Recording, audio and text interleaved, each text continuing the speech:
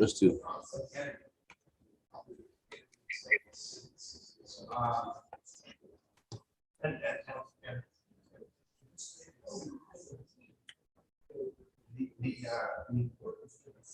It's a word from Tzemach Tzedek. Someone asked Tzemach Tzedek, what's the difference between Matan Torah and Shavuos, Matan Torah and Parshas Yisro? This is the Shabbos of the giving of the Torah. Tzemach Tzedek said, the difference is between the king in the field or the king in the palace. This Shabbos is also accepting the Torah, but it's a different, it's not the king in the palace, that's Shavuos. This is more of a by the people kind of thing. King is in the field. So regarding giving the Torah, there is a title that Hashem gave us only after we got the Torah. Before we got the Torah, we were called God's children. As Moshe Rabbeinu, when he asked Pharaoh to release us, he says, free them because they're God's children. And after we got the Torah, Hashem said, they're my servants. A new title. So, as it says also by the slave who wants to stay after the 7 years, if he's sold as a slave and he's supposed to go free after 7 years, and it's in the 7th year. So it says in the Torah, if he says he wants to stay, so they nirtza. They take his ear and they make a hole. They make a hole in the ear, and the reason is it says in the Torah that since this ear heard in Mount Sinai that the Jewish people are my servants, and he went to get a master for himself, therefore his ear has to be pierced. Say hole in the ear sounds a little bit too draconian. Okay, no, his ear is pierced because his ear didn't hear this. His ear, that's a different subject exactly why his ear is pierced. But the point is that the Jewish people had this title of servant only after the Torah was given. What's the difference between a servant and a child and a son? A son wants to do what his father wants. He loves his father. He wants to do what his father wants.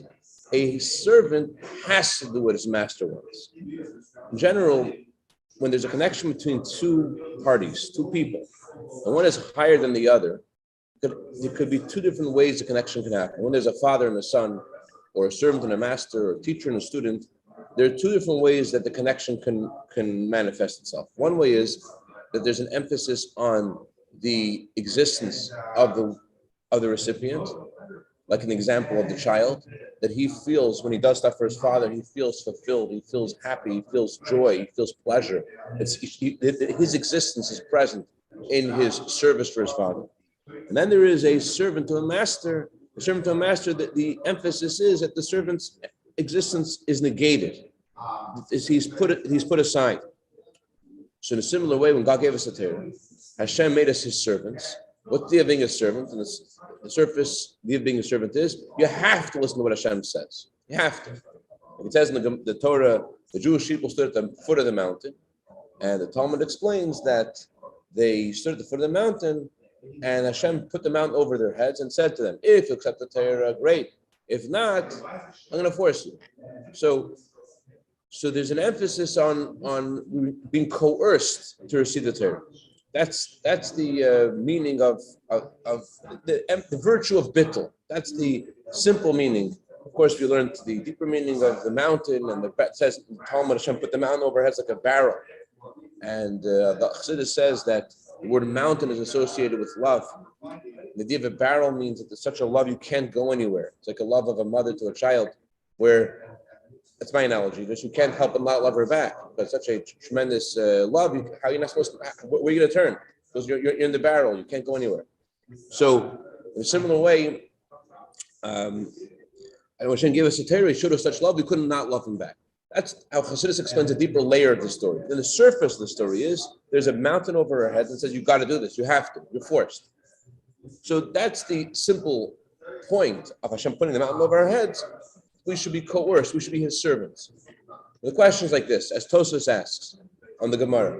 Tosfos asks, before Hashem put the mountain over our heads, we said, with love, with magnanimous spirit, we said we will do before we understand.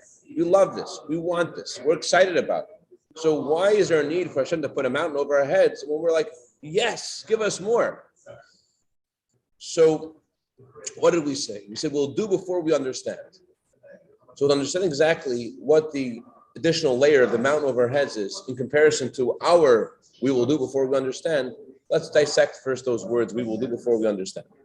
If someone says, I will understand, then I'll do, so obviously the emphasis is on your own existence. If it makes sense to me and I like it, okay, I'll do it. So I exist, and if I want, I'm in. If I don't want, I'm not in. We will do before we understand means that I'm not doing it because it makes sense to me. I'm doing this because you said to do it. It doesn't make a difference if I understand it or I don't understand. So you see the idea of abnegation, the idea of devotion, more in Nasiv and Ishma. We will do before we understand. Before we understand what exactly the mountain adds, I have to understand a little bit better the general principle of Kabbalah Somach Shemayim. The Torah says that every day we say Shema before we say V'hayim Shemaya. Why do we say Shema before V'hayim Shemaya? In V'hayim Shemaya, we accept upon ourselves the mitzvahs of Hashem. In Shema, we accept upon ourselves Kabbalah, also accept upon ourselves Hashem as our king. What's the difference between accepting Hashem as our king versus accepting mitzvahs? Accepting mitzvahs means my actions. I'll do what he says. I'm going to follow what he says. That's acceptance of mitzvahs. I'm going to follow whatever Hashem says to do. I'm going to do it. So it's about me doing. When I say I'm going to accept the yoke of Hashem, it's not just I'm going to accept to do. It means I accept him as my king. What's the difference if I accept him or accept to do what he says? Well, what's the difference between a servant and a free person? The difference between a servant and a free person is not just that a servant does what the master says or has to what the master says, and the regular person doesn't have to. Remember when I visited prisons, I really you felt Rahmanis, not so bad for these people. It wasn't just like that they had to clean the laundry, do the laundry or whatever it was. It was that they don't have their own existence in the prison. They're not people, they're things. That's the idea of being a servant. Servant means that you lose your identity. You're not a free person. The owner has chairs and tables, and he has mountains and fields and valleys, and he has you. You're an object. You just belong to him. So the idea of when we say we accept upon ourselves the yoke of Hashem as our, what that means is I've stopped being my own entity. I've become his entity. I belong to him. That's what Kabbalah Somach Shemayim is about. So, nevertheless, Hashem wasn't satisfied with our saying we will do before we understand, and Hashem added a layer to that. Because even Kabbalah says, even when we say to Hashem, I accept to do whatever you say to do, there's also something that could be lacking. And that is lacking. What's the missing? There's a din, it's halacha, that if a person, let's say, gets poor, and he sells himself as a slave to sustain himself. So the halacha is that the master is not allowed to give him a shifcha knanis. Ordinarily, if the court catches a thief and the guy can't afford to pay for his theft, so the court sells him as a slave. And in that scenario, when he's sold as a slave, the master is allowed to coerce him to marry a maid in order that he should produce servants for the master. He should procreate and create servants for the master. When is that the law? The law is only when he's forced to be sold. When he decides to sell himself, then the master cannot force him. He's not allowed to. It's forbidden to marry a non-Jew. But if the court forces him to be sold as a slave, then he belongs. He's not a thing, and he is coerced to marry the shifcha knanis, this maid, this non-Jewish maid, and to have children with a non-Jewish maid. So, what's the difference? The difference is when he is selling himself, is his own decision. There's a limit to how much you can make yourself a slave. You can't. There's a part in his heart which is not sold as a slave. But when he's sold by the court against his will, there's nothing left in him that's not being sold. It's against his will. He's completely taken away from his own existence, and he's now subsumed into the existence of his master. So that's the difference between Hashem putting the mountain over our heads and us saying we will do before we understand. Our acceptance, we said with an magnanimous spirit, with devotion, was our own decision. It's our own feeling. And it's the feeling of a human being. And therefore it's limited. But when Hashem decided to take us as his servants, that makes relationship infinite. That means it's not dependent on how much we want to be devoted to Him. It's a God's choice. And there's two differences in Hashem's in the layer that Hashem adds by coercing us to accept it. One is that it's eternal, and He can't let go of us, we can't let go of Him, even if we try. The Rebbe gives an analogy actually of the end of Golus. The Rebbe says at the end of the exile, God will give the Jewish people kinds of tests that, according to logic, there's no way they could pass these tests. They can't pass these tests. It's not possible a human being should be able to overcome these tests. I remember thinking on Gimel Tammuz by the Rebbe's funeral, I remember thinking like, there's no way we're going to be able to do this. It's just not going to work. And yet Hashem shows us as His servants, and because it's God's choice, it's infinite. Therefore, it's not we're able to do what Hashem wants in an infinite way, even if it doesn't make sense. Even a human being is not able to do it.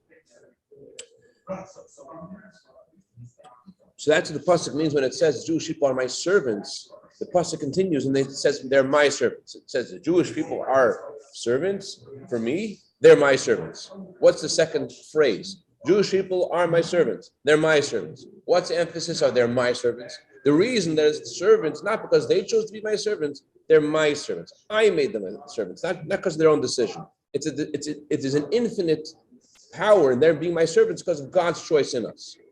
So it's in quantity never stops, and in quality, there's no part of us which is not a servant.